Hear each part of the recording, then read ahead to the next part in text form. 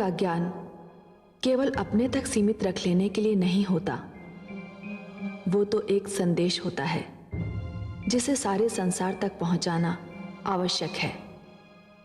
प्रहलाद को इस सत्य का ज्ञान था कि उसका पिता ईश्वर नहीं है और उसने निर्भय होकर यह संदेश दूसरों को भी दे दिया।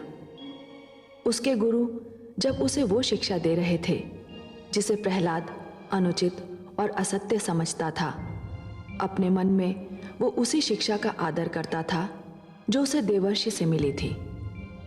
गुरु अपना कार्य करते रहे और प्रहलाद अपना पाठ पढ़ता रहा। फिर वो समय आ गया जब उसके गुरुओं ने उसे माता पिता के पास जाने की अनुमति दे दी और मैं जान गई कि प्रहलाद की वास्तविक परीक्षा अब आरंभ होने वाली है।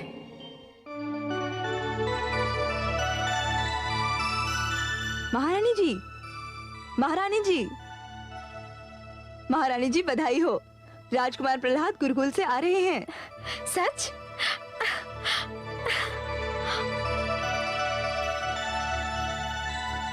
माते,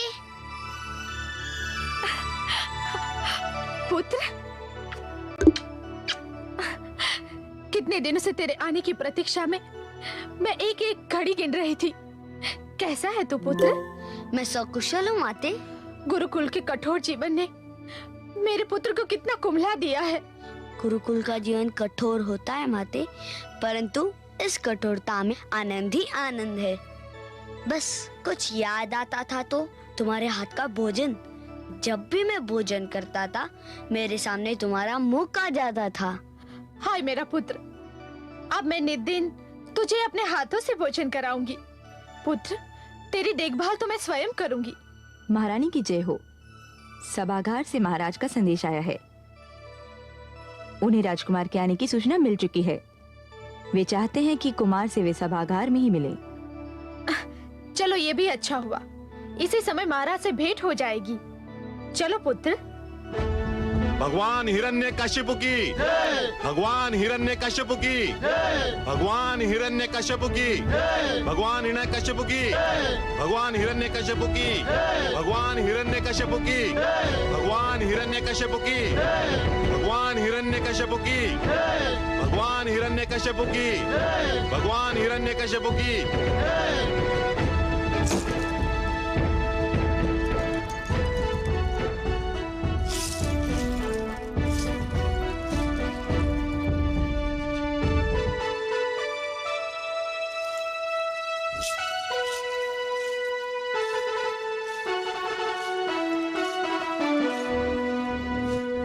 भगवान हिरण्यकशिपु की जय हो। कौन है ये दुष्ट? भगवान, इन दुष्टों को हमने बार बार टोका, आपका आदेश सुनाया, चेतावनी भी दी, किंतु इन्होंने विष्णु की पूजा नहीं बंद की। पाप, महापाप। इन दुष्टों ने अपराध नहीं महापाप किया है। ले जाओ इन्हें और हमारी राजधानी के मुख्य मार्ग पर खड़ा करके चला दो, जलाकर राख कर दो इन्हें। जब इनके शरीर से अग्नि की लपटें निकलेंगी तभी इनको ज्ञात होगा कि भगवान कौन है, इनका वो विष्णु या फिर मैं हिरण्यकशिपु। हे असुरराज, तुम हमें जला सकते हो, किंतु हम भगवान विष्णु का नाम लेना नहीं छोड़ेंगे। नहीं छोड़ोगे? ले जाओ इन्हें। चलो।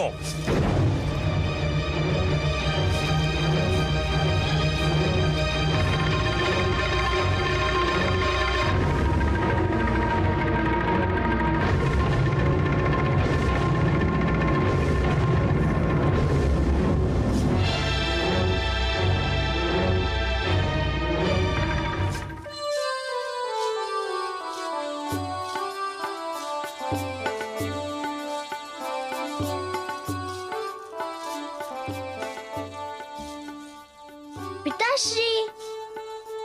प्रहलाद,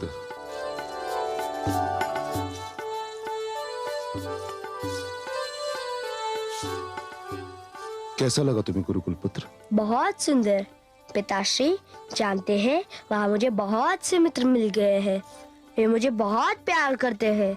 मुझे उनके साथ रहना बहुत अच्छा लगता है। सुंदर, अति सुंदर।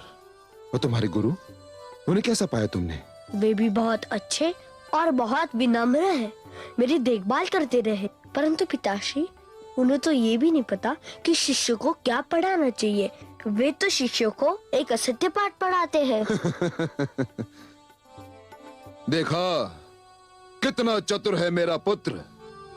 इतनी छोटी सी आयु में इसने ये भी जान लिया कि सत्य और असत्य में क्या अंतर है। धन्य हो पुत्र, तुम धन्य हो। किंतु पुत्र, तुमने ये कैसे जान लिया कि तुम्हारे गुरु तुम्हें असत्य पाठ पढ़ा रहे हैं? उन्हें तो ये भी ज्ञान नहीं कि ईश्वर कौन है। मैं कुछ समझा नहीं। वे मुझे गुरुकुल में बने मंदिर ले गए और आपकी मूर्ति दिखाकर कहने लगे कि ये ईश्वर है, इनकी पूजा करो। और तुमने क्या कहा? मैंने कहा कि ये मेरे पिताश्री की मूर्ति है, ये ईश्वर नहीं है, ईश्वर कोई और है।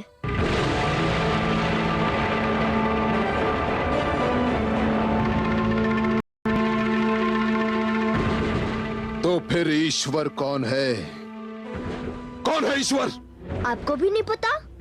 लगता है कि आपके गुरु ने भी आपको नहीं बताया कि ईश्वर कौन है। मैं तुम्हारे मुख से सुनना चाहता हूँ कि ईश्वर कौन है। बताओ।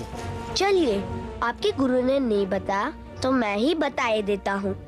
ईश्वर वे हैं जो कण कण में बसते हैं, हर मन में बसते हैं, चारों ओर बसते हैं।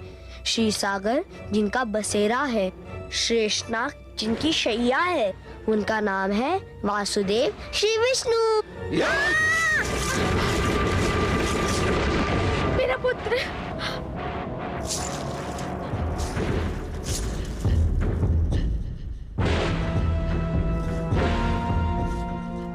किसने दी इस बालक को ये विश्व भरी शिक्षा? कहाँ इसके मूर्ख और निकम्मे शिक्षक? कहाँ है वो? देखा कमल नयन, वही हुआ जिसका मुझे भय था। हिरण्यकशिपु ने पुत्र प्रहलाद पर अपने प्रकोप का द्वार खोल दिया है। अत्याचार आरंभ हो गया है। इतने प्यारे और कोमल बालक को निर्दयता से उठाकर फेंकते हुए उस दुष्ट को दया नहीं आई।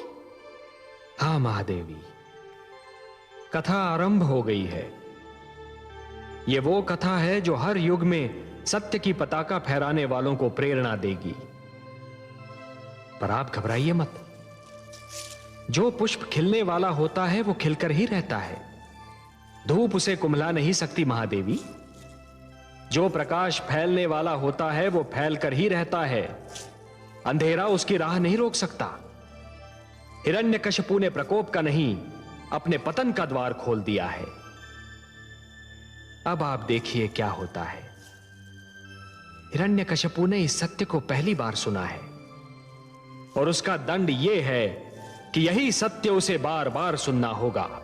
मैंने गुरुदेव के कहने पर प्रहलाद की शिक्षा दीक्षा आप दोनों को सौंपी थी। मैंने सोचा था कि आप उसे वही शिक्षा देंगे जिसका गुरुदेव ने आदेश दिया था।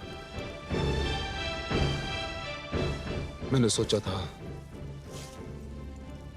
कि जब मेरा पुत्र गुरुकुल से लौटेगा तो वो सब कुछ सीख चुका होगा। क्या क्या सपने देखे थे मैंने, क्या क्या सपने देखे थे।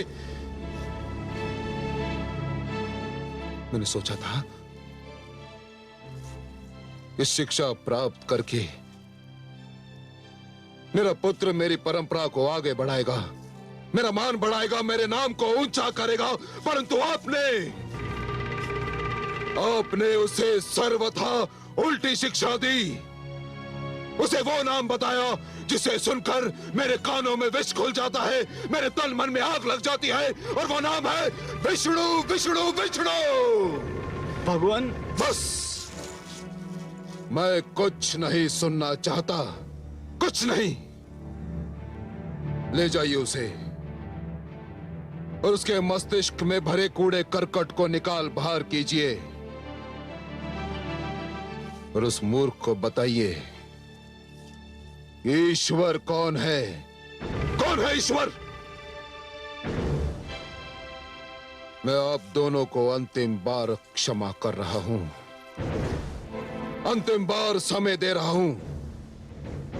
उस मूर्ख का भ्रम दूर कीजिए। यदि ना किया तो आप दोनों मेरे दंड से बच नहीं पाएंगे। इससे पहले कि मेरे संयम का बांध टूट जाए, चले जाइए यहां से, चले जाइए।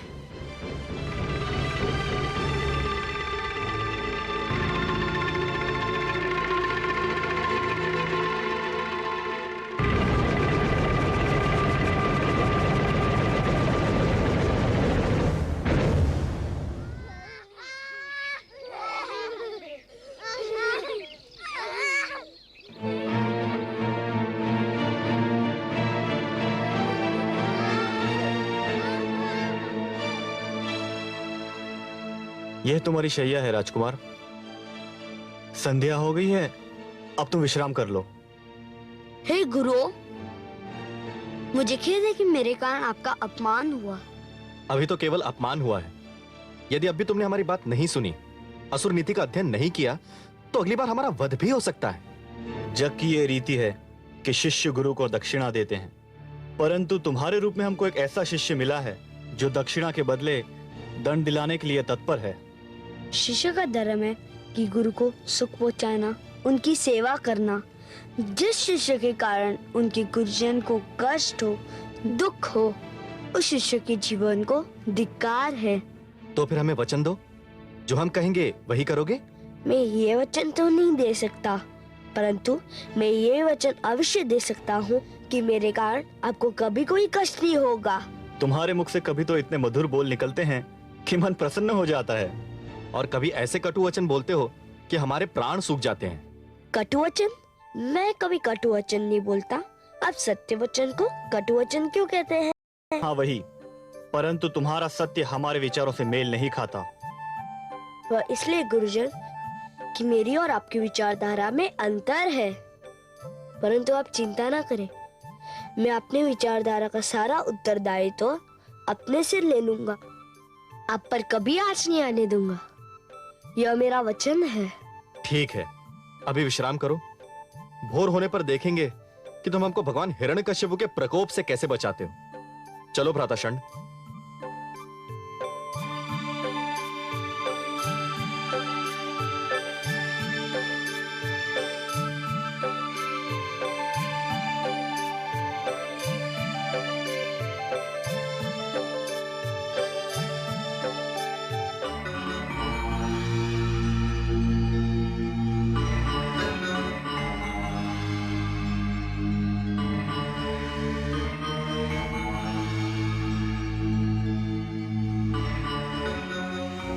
स्वामी,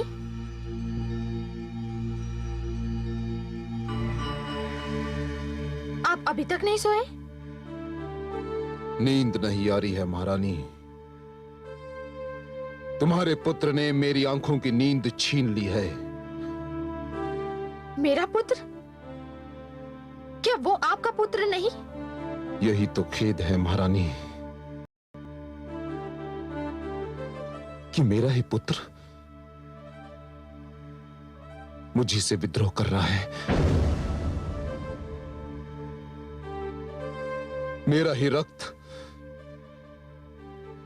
मुझी को ललकार रहा है।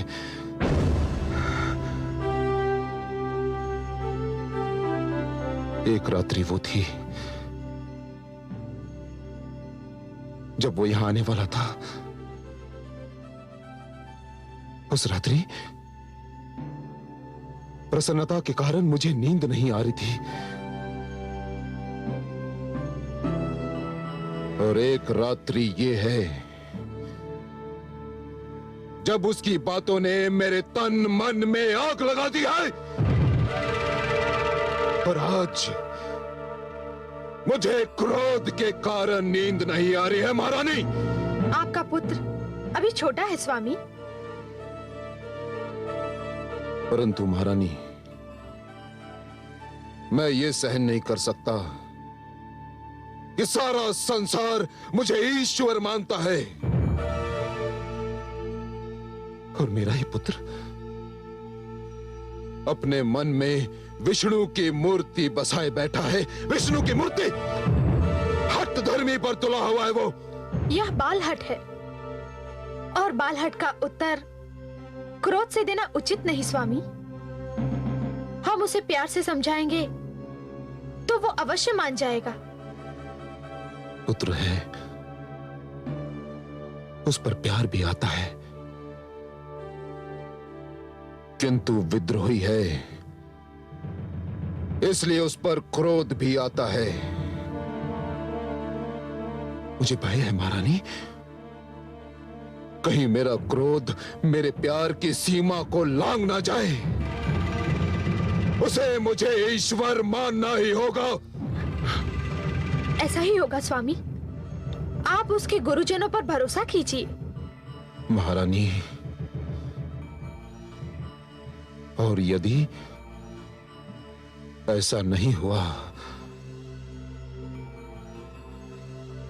तो पुत्र प्रहलाद की मृत्यु निश्चित है, निश्चित है, निश्चित है।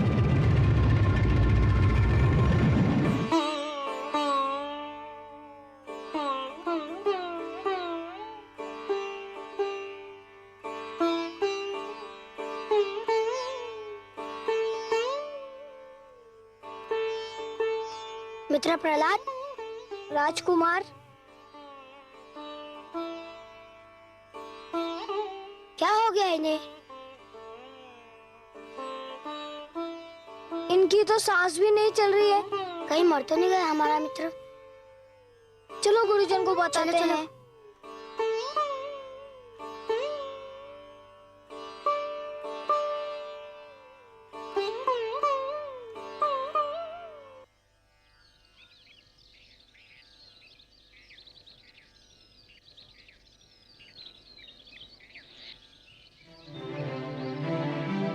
गुरुदेव, गुरुदेव शीघ्र चलिए, राजकुमार प्रहलाद को कुछ हो गया। क्या हो गया है? उनकी सांस नहीं चल रही क्या? है। हाँ गुरुदेव, लगता है वे मर गए। क्या कह रहे हो? यह तो अनर्थ हो जाएगा। चलो भ्राता, चलो चलो। प्रहलाद, शिष्य प्रहलाद, राजकुमार, राजकुमार की सांस नहीं चल रही है, नाड़ी भी नहीं चल रही है। हम तो मारे गए भ्राता षंड। ये किस संकट में डाल दिया राजकुमार ने? अगर भगवान हिरण्यकशिपु को सूचना मिल गई तो अनर्थ हो जाएगा भ्राता।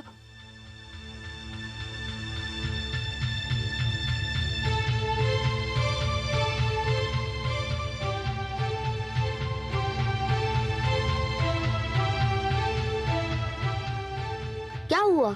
आप लोग इतने भयभीत क्यों दिखाई दे रहे हैं? भयभीत? आपने तो हमारे प्राण ही संकट में डाल दिए थे। क्यों? हम तो समझे थे कि आपको कुछ हो गया है। कुछ नहीं हुआ था मुझे। कुछ नहीं? परंतु यह सब क्या था? हे गुरुजन, आप लोग अकारण घबरा गए। कुछ नहीं हुआ था मुझे, मैं तो केवल योगाभ्यास कर रहा था। योगाभ्यास? हाँ, इसे शवासन कहते हैं। शवासन? हाँ, इसे योग मुद्रा भी कहते हैं। इसमें श्वास को भीतर ही खींचकर भीतर ही रोक लिया जाता है और प्राणों को शरीर के ब्रह्मांड में अर्थात मस्तिष्क में स्थिर कर दिया जाता है। इससे शरीर और मस्तिष्क दोनों को शक्ति मिलती है।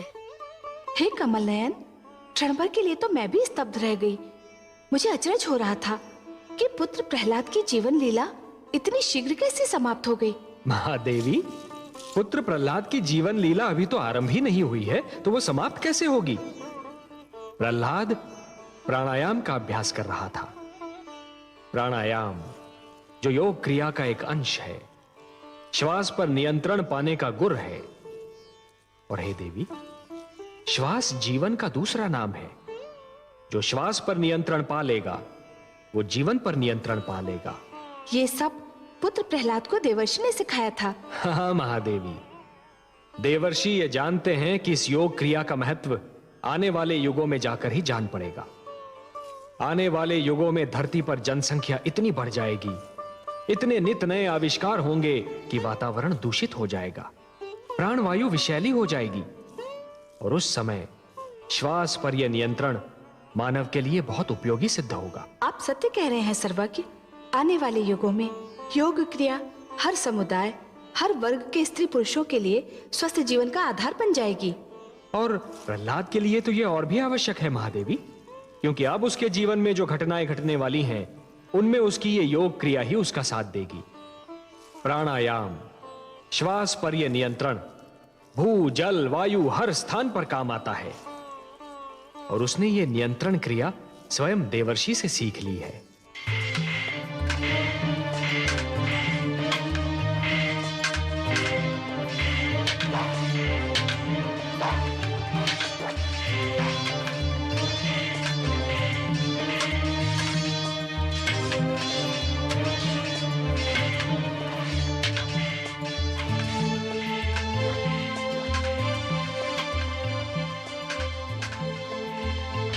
राजकुमार,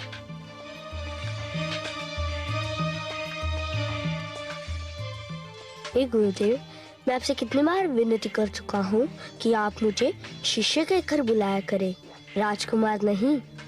चलो यूं ही सही, परंतु तुम दूसरे असुर बालकों की भांति शस्त्र विद्या में रुचि क्यों नहीं लेते? हे गुरुजन, शस्त्र विद्या जितनी सीखनी आवश्यक है मैं सीख चुका हूँ। शस्त्र विद्या के नाम पर ये बालक जो कुछ सीख रहे हैं वह मन को हिंसा की ओर खींचता है, और मुझे हिंसा में कोई रुचि नहीं। परंतु शिष्य जिनके हाथों में शस्त्र होते हैं वही तो वीर कहलाते हैं। शस्त्र उनके हाथों में होते हैं जिनके मन में भय का वास होता है। जिनके मन में भय नहीं होता उनके हाथों को शस्त्र की आवश्यकता नहीं होती। तुम तो विचित्र नीति बता रहे हो शिष्य। शस्त्र तो शक्ति का प्रतीक होता है। हे आदरणीय गुरुदेव, मूर्ख शस्त्र को अपनी शक्ति समझता है और बुद्धिमान अपनी भीतरी शक्ति को अपना शस्त्र समझता है। बुद्धि की शक्ति को कोई नहीं हरा सकता।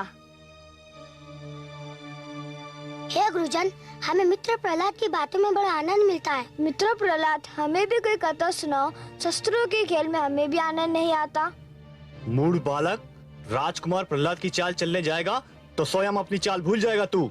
किंतु गुरुदेव, हम अपने आंखों से देख चुके हैं, मित्र प्रहलाद जो कहते हैं सत्य सिद्ध होता है। हम भी इनका अनुसरण करना चाहते हैं। मूर्खो, तुम तो संभवतः बच भी जाओ, परंतु यदि भगवान हिरण्यकश्यप को इस बात की सूचना मिल गई तो तुम्हारे माता पिता का जीवन संकट में पड़ जाएगा। देखा मित्रों, शस्त्र हाथों में होते भी तुम भयभीत हो गए। अपने मन में उन्हें बसा लो जो मन में बसे हुए हैं, सारा भय दूर कर देंगे। मेरे भगवान विष्णु हृदय से हर भय दूर कर देते हैं। मित्र प्रहलाद, हमें भी कोई कथा सुनाओ ना। भ्राता अमर्क, क्या हम इस बालक को शिक्षा दे सकते हैं? नहीं भ्राता षंड, उल्टे यही हमें शिक्षा दे रहा है। ये तो हमारे लिए बहुत बड़ा संकट खड़ा कर रहा है। पता नहीं इस संकट का उपाय है भी या नहीं। केवल एक उपाय है। क्या? आओ मेरे साथ।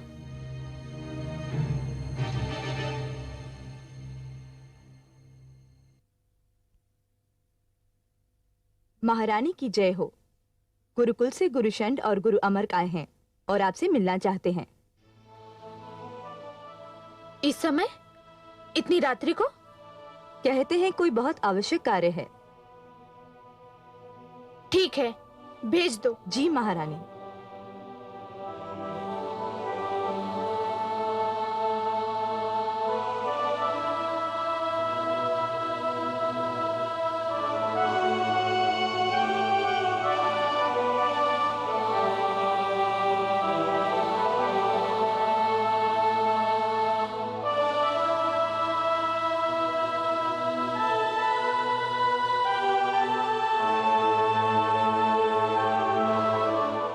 प्रणाम राजमाता। प्रणाम गुरुजन। सब कुशल तो है ना?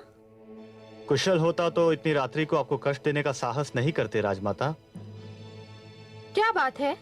राजकुमार प्रहलाद को असुर नीति, असुर संस्कृति, असुर विद्या किसी में कोई रुचि नहीं है। मैं स्वयं बहुत चिंतित हूँ। गुरुजन, आप उसे थोड़ा और समझाने का प्रयास कीजिए। हम तो समझा समझा कर हार चुके हैं राजमाता, परंतु राजकुमार ने जो अपने मन में मान लिया है उसके अतिरिक्त वे कुछ और मानने को तैयार ही नहीं। राजमाता, हमें भय है कि भगवान हिरण्यकशिपु ने राजकुमार प्रहलाद की बातें सुन ली तो वे समझेंगे कि हमने उन्हें यह शिक्षा दी है, जबकि इसमें हमारा कोई दोष नहीं है। यही नहीं राजमाता, हमें भय है एक नया संकट भी खड़ा होने वाला है। हाँ राजमाता, राजकुमार प्रहलाद विष्णु को अपना ईश्वर मानते हैं और उनकी देखा देखी बाकी विद्यार्थियों पर भी रंग चढ़ने लगा है। हमारे असुर शिष्य भी असुर धर्म से दूर होते जा रहे हैं राजमाता। समस्त विद्यार्थी उनके रंग में रंगते जा रहे हैं। भगवान हिरण्यकशिपु को सूचना मिल गई तो अनर्थ हो जाएगा राजमाता। समझ में नहीं आता, क्या करूं? हे राजमाता, राजकुमार आपसे बहुत प्रेम करते हैं। आप चलकर उन्हें समझाएं। हमें विश्वास है कि वे आपकी अवश्य सुनेंगे। हम यही विनती लेकर आपके पास में आए थे।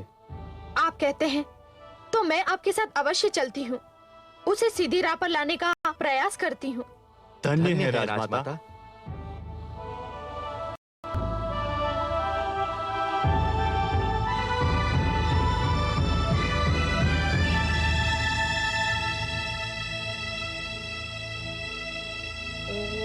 नमो भगवते वासुदेवाय। ओम नमो नारायणाय। नमो भगवते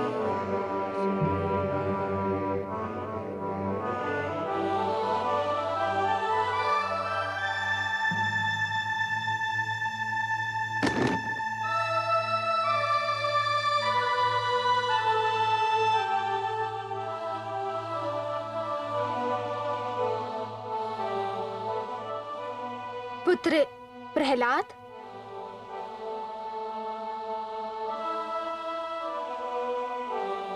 माते,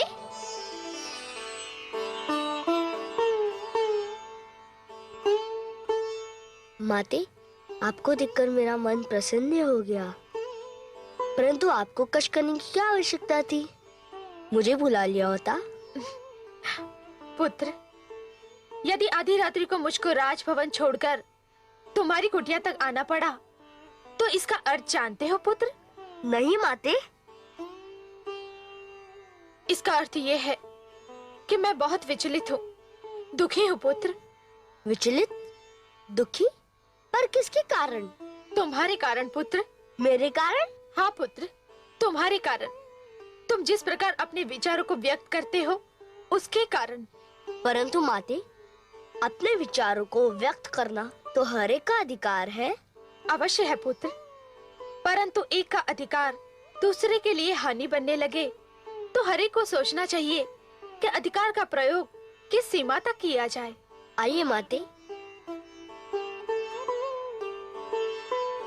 स्थान ग्रहण कीजिए। अब आप ही बताइए माते, मुझे क्या करना चाहिए? जानते हो पुत्र, तुम्हारे दोनों गुरु कितने चिंतित हैं? क्षमा करें माते, वे चिंतित नहीं, भयभीत है। भयभीत इसलिए कि वे जानते हैं कि वे हम सबको जो शिक्षा दे रहे हैं वह शिक्षा सत्य पे आधारित नहीं है। वे जानते हैं कि वे अपने विद्यार्थियों से जिन विचारों को मानने के लिए कह रहे हैं उन विचारों पर स्वयं उनको संदेह है। वे जिस बात पर विश्वास का प्रचार करते हैं उस पर स्वयं उन्हें विश्वास नहीं है। वे मेरे कारण चिंतित नहीं है माते, अपने झूठे पाखंड के कारण भयभीत हैं। पर मैं भी भयभीत हूँ।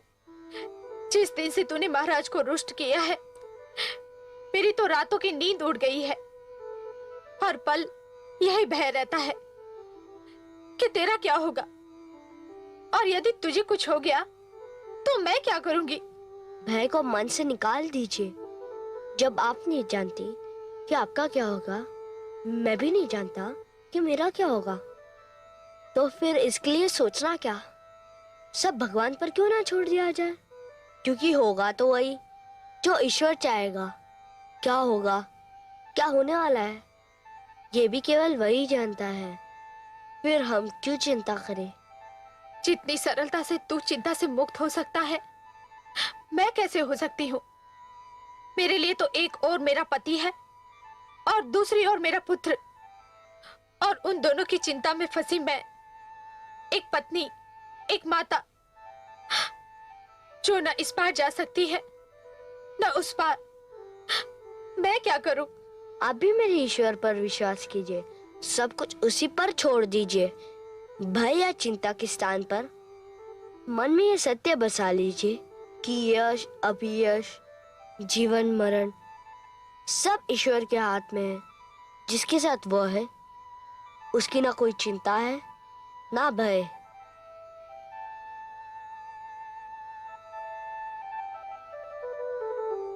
ओम नमो नारायण।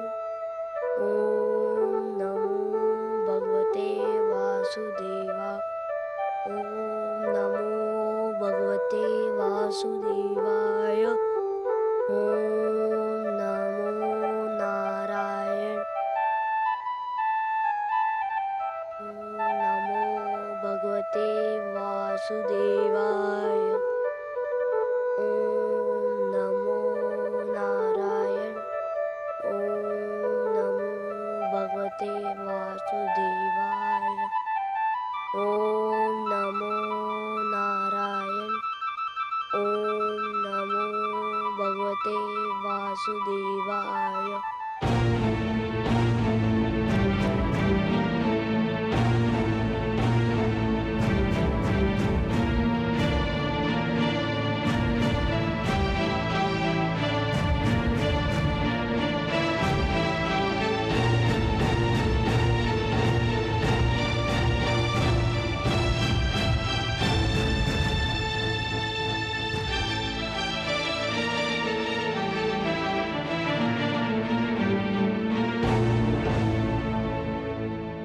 भगवान हिरण्यकशिपु की शक्ति इतनी रात्रि को कहां से आ रही है?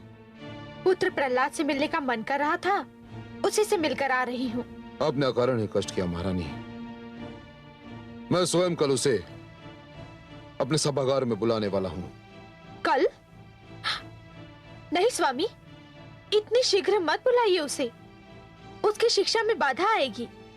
अभी कुछ दिन और उसे गुरुकुल में ही रहने दीजिए। इसका अर्थ ये हुआ कि उसे मिलने के पश्चात आपको ये ज्ञात हुआ कि वो गुरुकुल में वो कुछ नहीं सीखा जो उसके गुरु उसे सिखाना चाहते थे। ऐसा नहीं है स्वामी, पर उसे थोड़ा समय और मिलना आवश्यक है। नहीं महारानी,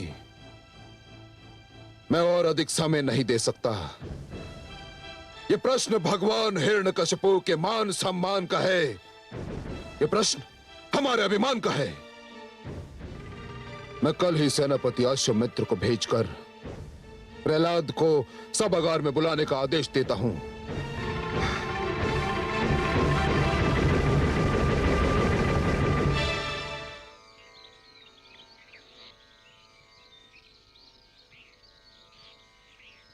हमारी इतनी विनती तो सुन लें। आप भगवान हिरण्यकशिपु की प्रार्थना करें या ना करें, उनकी स्तुति तो कंठस्थ कर लें।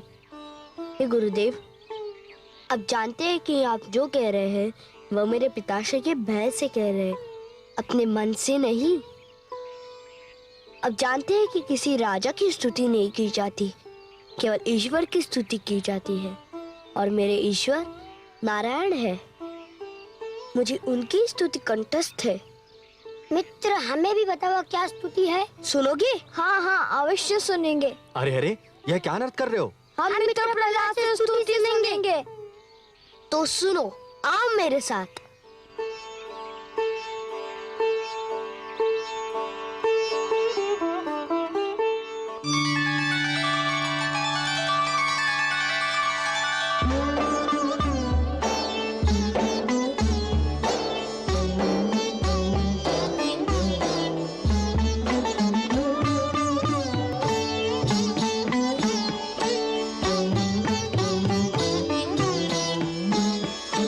तू है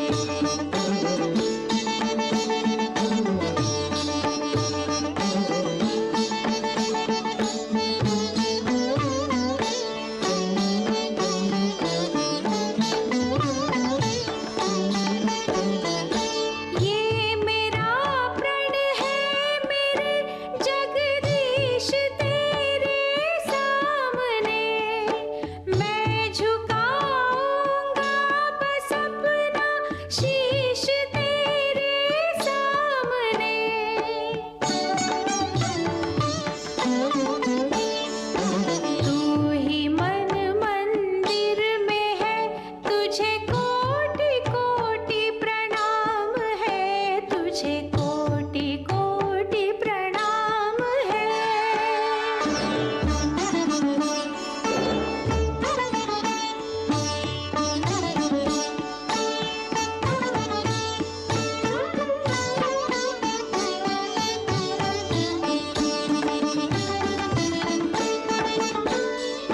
सृष्टि तुझसे है बनी और सृष्टि के कण कण में तू ही जल थल और गगन में, वन में तू, जीवन में तू।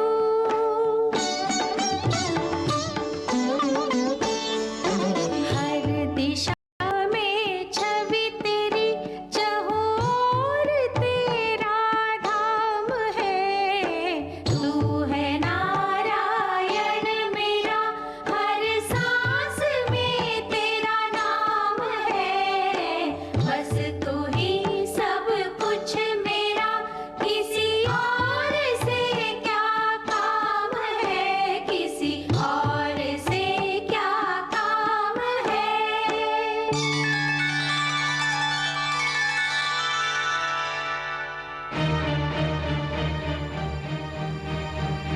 प्रहलाद, ये तुम क्या कर रहे हो? राजकुमार, राजकुमार की जय हो। भगवान हिरण्यकश्यप ने आपको आपके दोनों गुरुओं सहित सभागार में उपस्थित होने का आदेश दिया है। आपको अभी चलना होगा। आपको मेरा वचन याद है गुरुजन? हाँ। तो आप निश्चिंत रहिए। क्या होगा अगली घड़ी है ईश्वर को ज्ञान।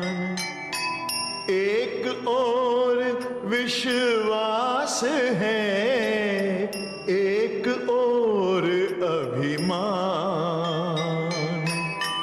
आज चुनौती झूठ की, सच ने की स्वीकार।